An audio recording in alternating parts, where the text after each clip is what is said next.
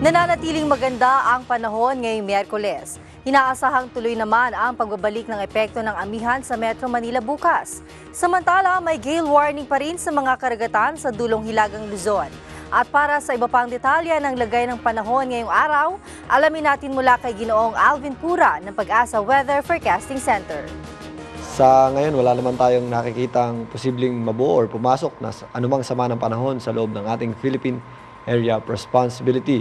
At yung ating northeast monsoon ay bahagyang humina. Yan po ay nakaka-apekto na lamang dito po sa extreme northern Luzon. Dahil po dyan, ang extreme northern Luzon ay makakaranas po ng maliwalas na panahon. At kung minsan ay meron tayong mga inaasang isolated na mahinang pagulan lamang. Dito naman sa eastern section ng Luzon at Visayas, yan pong ating easterlies or yung ating hangin na nanggagaling sa silangan or dyan sa dagat Pasipiko ang siya nakaka-apekto po sa atin. At yan po ang nagdadala ng medyo malinsangan at maliwalas na panahon sa malaking bahagi po ng ating bansa. Ang Metro Manila at ang natitirang bahagi ng ating bansa ay magkakaroon ng bahagyang maulap na papawirin o maninipis lang po ang ating kaulapan.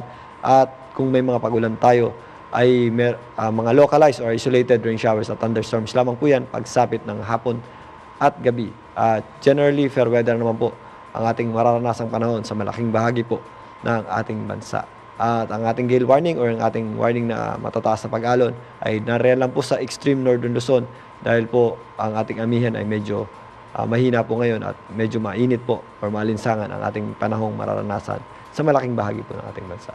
Yan po ang latest mula dito sa Pag-asa Forecasting Center. Ito po si Alvin Pura, nag-uulat.